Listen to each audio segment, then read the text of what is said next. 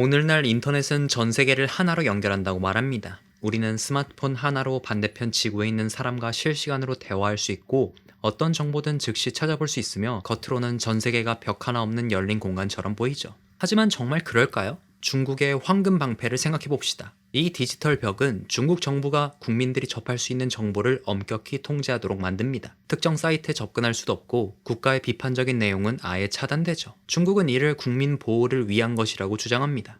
그러나 이 벽 안에서 사람들은 정말로 안전한 걸까요? 아니면 정부가 만든 제한된 세상에 갇혀 있는 걸까요? 디지털 검열과 정보 통제는 단순히 우리를 보호하기 위한 것처럼 보이지만 동시에 자유와 가능성을 제한하기도 합니다. 이처럼 벽은 보호의 도구인 동시에 억압의 도구로 작용합니다. 진격의 거인 속 벽도 마찬가지입니다. 벽은 외부의 위협, 즉 거인들로부터 인류를 지키기 위해 세워졌습니다. 그러나 시간이 지나면서 벽은 방어 수단을 넘어 사람들의 삶을 제한하고 진실을 숨기는 도구로 변질되죠. 벽 안의 권력자들은 벽을 이용해 사람들을 통제하고 거짓된 평화 속에 가두고자 합니다.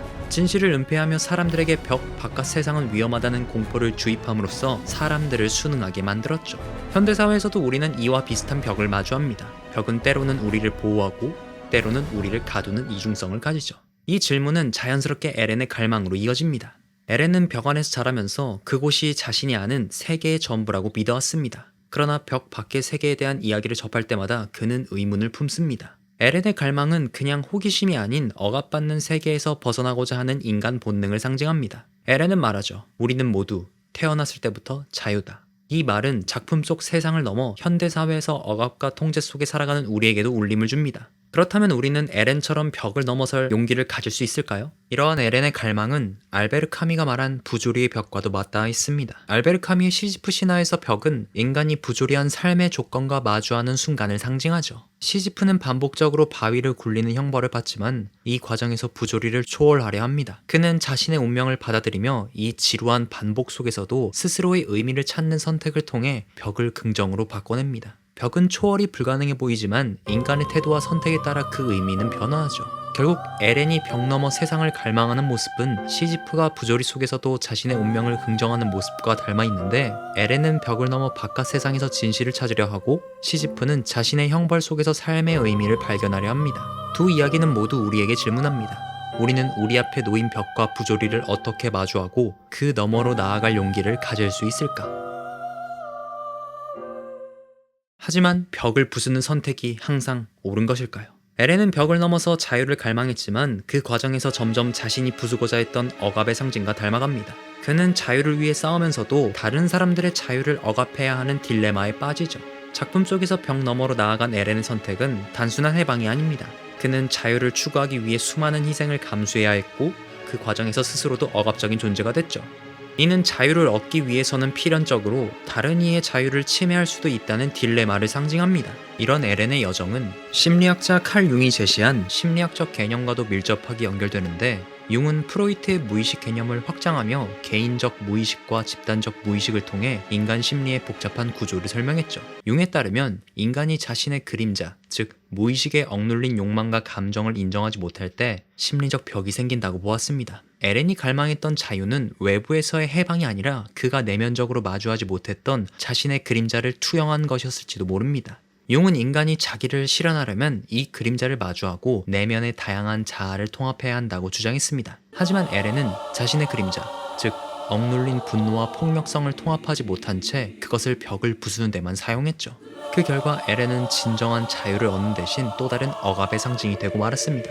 이는 융의 이론에서 그림자와 자기의 통합 실패가 초래하는 파괴적 결과와 맞닿아 있습니다. 결국 에렌은 융이 말한 자기 실현의 실패를 상징합니다. 이처럼 자유와 벽은 이분법적으로 나눌 수 없는 문제를 제기합니다. 벽이 존재하면 안정과 보호를 얻지만 자유를 제한당하고 벽이 없으면 자유를 얻을 수 있으나 무질서와 혼란을 감수해야 하죠.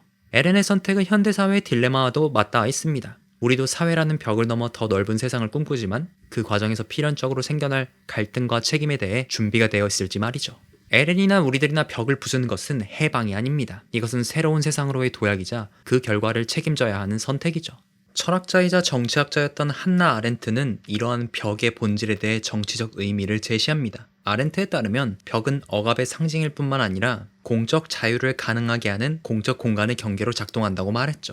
공적 자유는 혼란과 무질서 속에서 성립되지 않으며 이를 유지하기 위해 일정한 경계와 규율이 필요하죠. 또한 벽은 질서를 유지하며 개인의 자유가 충돌하지 않도록 조정하는 역할을 합니다. 그러나 벽은 이중적인 속성을 가지고 있습니다.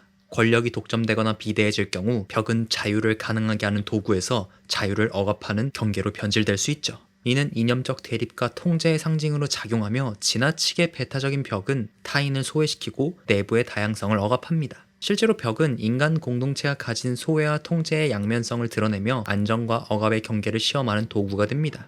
더욱이 정치적 벽은 이 자체로 끝나는 것이 아니라 벽을 넘어선 이후의 새로운 책임을 요구합니다. 벽을 부순다는 것은 쉽게 생각할 수 있는 해방이 아닌 새로운 질서를 창조할 책임을 수반하죠. 프랑스 혁명을 예로 들어보면 기존의 억압적 체제를 무너뜨린 이후에도 새로운 공동체를 형성하기 위한 질서와 규율을 구축해야 했습니다. 이는 벽을 허무는 행위가 끝이 아니라 더 나은 공동체와 공적 자유를 형성하려는 적극적인 행위라는 것을 보여주었죠. 이처럼 벽은 우리에게 선택을 요구합니다. 벽 안에 머물며 안정과 보호를 택할 것인가, 아니면 벽 밖으로 나아가 새로운 질서를 창조할 용기를 가질 것인가. 에렌의 선택이 인간 본성의 양면성을 드러냈듯이 우리는 벽과 자유, 그리고 책임이라는 딜레마 속에서 자신의 위치를 고민해봐야 할지도 모릅니다. 진격의 거인 속 벽은 그냥 구조물이 아닙니다. 이것은 우리가 스스로 만든 두려움과 편견을 상징하기도 하죠. 현대사회에서도 우리는 보이지 않는 벽 속에서 살아갑니다. 디지털 검열, 사회적 불평등, 그리고 집단의 편견은 새로운 형태의 벽이 되어 우리를 둘러싸고 있죠. 그렇다면 우리가 벽을 부쉈을 때 진정으로 자유로워질 수 있을까요? 아니면 또 다른 벽이 생겨나게 될까요? 이처럼 자유와 억압의 경계는 때로 모호합니다. 벽을 부수는 행위는 용기를 필요로 하지만 그로 인해 생겨나는 책임은 더욱 무겁습니다. 진격의 거인은 우리에게 질문합니다. 당신은 어떤 벽을 넘을 준비가 되어 있으며 어떤 벽을 남겨둘 준비가 되어 있나요? 진격의 거인 속 벽은 간단한 방어 수단일 뿐만 아니라 진실을 은폐하고 사람들을 통제하는 억압의 도구로 변질되었습니다. 벽을 부수는 에렌의 선택은 자유에 대한 갈망이었지만 이는 그 과정에서 또 다른 벽을 만들어내는 인간 본성의 모순과 마주했죠. 이는 애니의 필연적 과정이 아닌 현대사회를 살아가는 우리가 매일 마주하는 선택과 닮아 있습니다. 철학자 사르트르는 말했습니다. 인간은 자유로울 것을 선고받았다. 이는 인간이 항상 선택의 자유를 가지지만 그 선택에 대한 책임도 온전히 감당해야 한다는 의미입니다. 우리가 벽을 넘는다면 그 뒤에 펼쳐질 세계에 대한 책임을 질 각오가 되어 있어야 하는 것이죠. 벽은 때로 안전을, 때로 한계를 의미합니다. 우리는 어떤 벽을 넘어야 할지, 또 어떤 벽을 남겨둬야 할지 스스로 선택해야 하죠. 선택은 쉽지 않겠지만 그 선택이 당신을 바라보는 세상을 바꿀 것입니다. 여러분 각자 마주한 벽 앞에서 여러분은 어떤 선택을 하겠나요?